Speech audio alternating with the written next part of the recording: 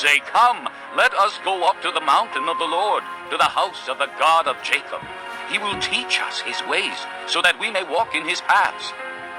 The law will go out from Zion, the word of the Lord from Jerusalem. He will judge between the nations and will settle disputes for many peoples. They will beat their swords into plowshares and their spears into pruning hooks. Nation will not take up sword against nation, nor will they train for war any more. Come, O house of Jacob, let us walk in the light of the Lord. You have abandoned your people, the house of Jacob. They are full of superstitions from the east.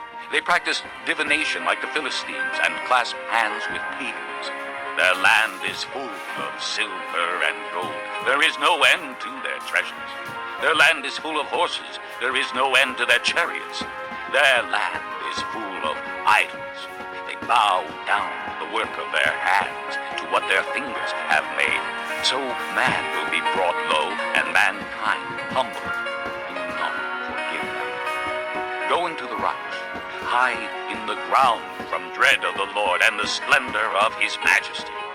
The eyes of the arrogant man will be humbled, and the pride of men brought low.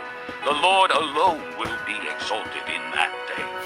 The Lord Almighty has a day in store for all the proud and lofty, for all that is exalted, and they will be humbled. For all the cedars of Lebanon, tall and lofty, and all the oaks of Bashan, for all the towering mountains and all the high hills, for every lofty tower and every fortified wall, for every trading ship and every stately vessel. The arrogance of man will be brought low, and the pride of men humbled. The Lord alone will be exalted in that day, and the idols will totally disappear. Men will flee to caves in the rocks and to holes in the ground from dread of the Lord and the splendor of his majesty when he rises to shake the earth. In that day, men will throw away to the rodents and bats their idols of silver and idols of gold which they made to worship. They will flee to caverns in the rocks and to the overhanging crags from dread of the Lord and the splendor of his majesty when he rises to shake the earth. Stop trusting in man, who has but a breath in his nostrils. Of what account is he? Chapter 3. See now the Lord Almighty is about to take from Jerusalem and Judah both supply and support, all supplies of food and all supplies of water, the hero and warrior, the judge and prophet, the soothsayer and elder, the captain of 50 and man of rank, the counselor, skilled craftsman and clever enchanter. I will make boys their officials. Mere children will govern them.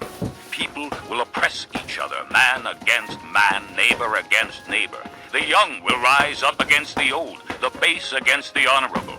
A man will seize one of his brothers at his father's home and say, "You have a cloak. You be our leader. Take charge of this heap of ruins." But in that day he will cry out, "I have no remedy. I have no food or clothing in my house. Do not make me the leader of the people." Jerusalem staggers. Judah is falling.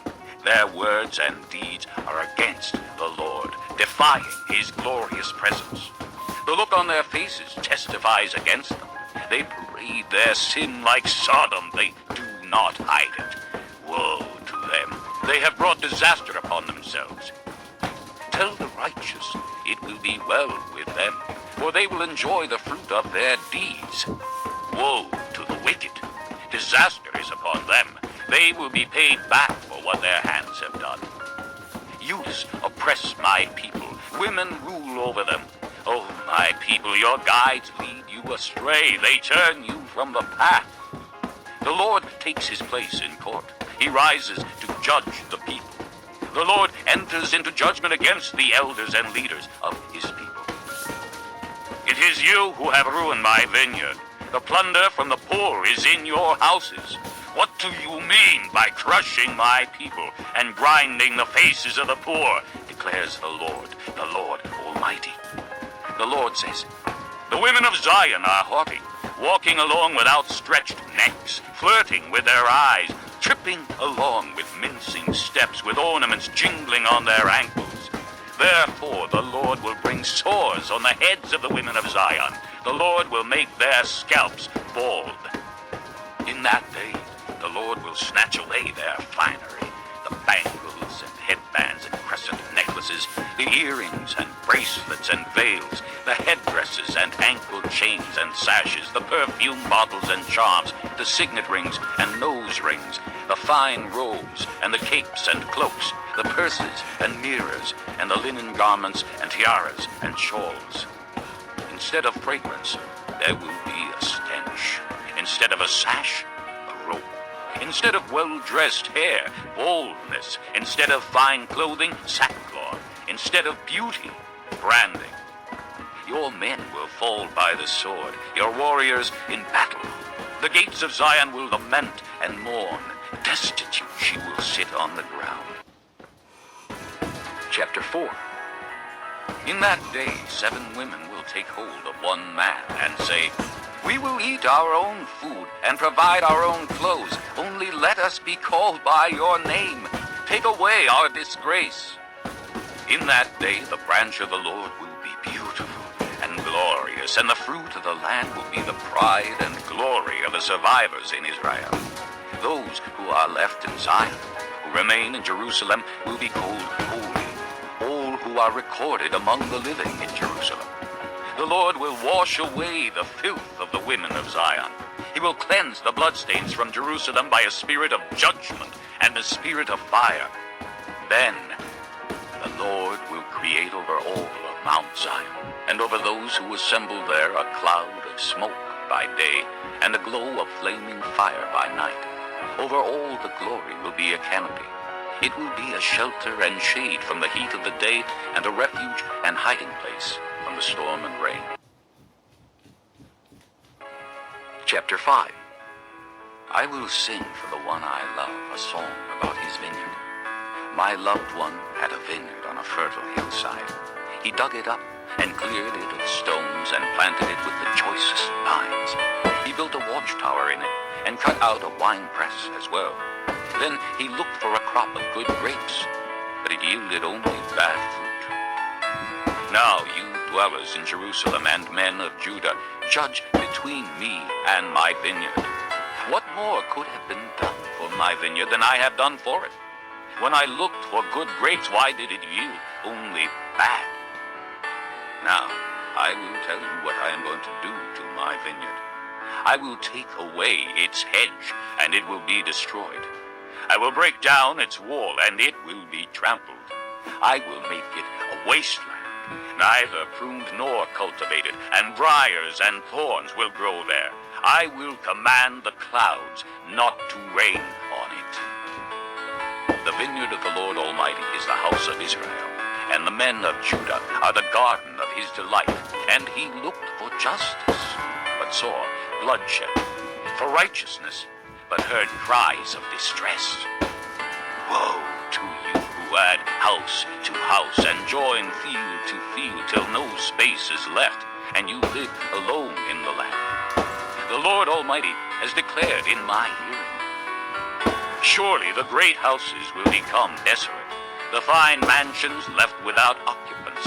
A 10-acre vineyard will produce only a bath of wine, a homer of seed, only an ephah of grain. Woe to those who rise early in the morning to run after their drinks, who stay up late at night till they are inflamed with wine.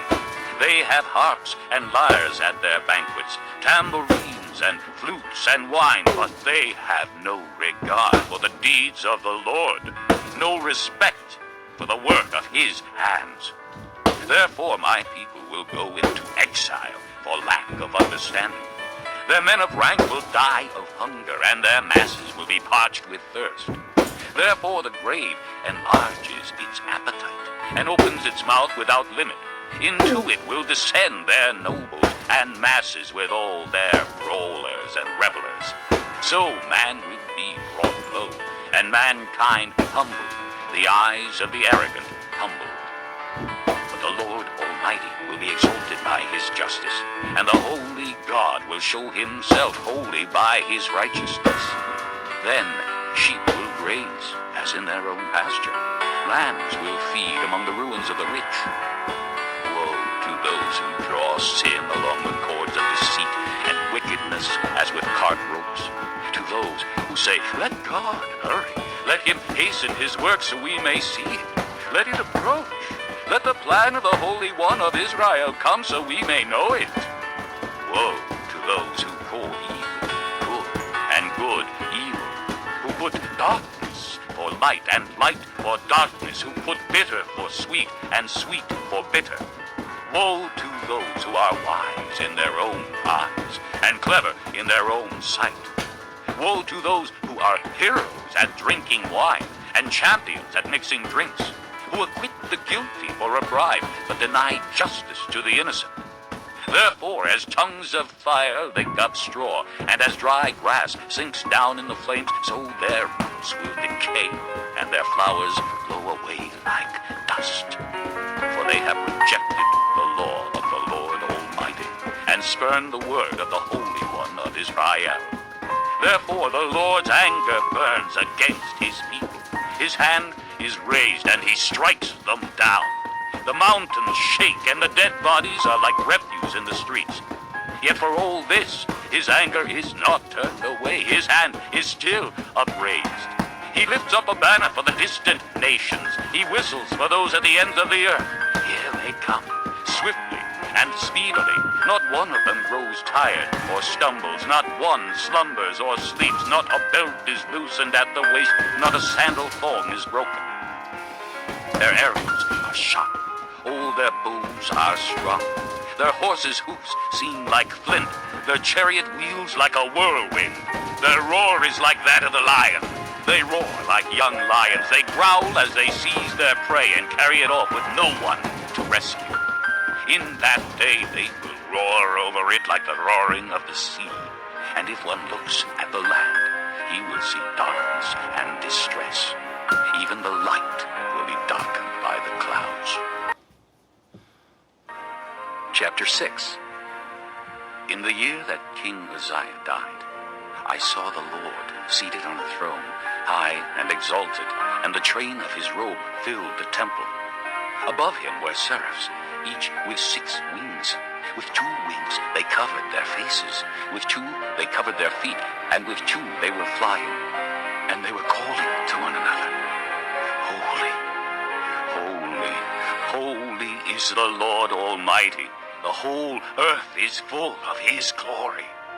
At the sound of their voices, the doorposts and thresholds shook, and the temple was filled with smoke. "Woe to me!" I cried. "I am ruined, for I am a man of unclean lips, and I live among a people of unclean lips, and my eyes have seen the King, the Lord Almighty." Then one of the seraphs flew to me with a live coal in his hand, which he had taken with tongs from the altar. With it he touched my mouth and said, "See, this has touched your lips.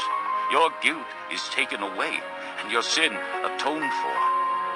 Then I heard the voice of the Lord saying, "Whom shall I send, and who will go for us?"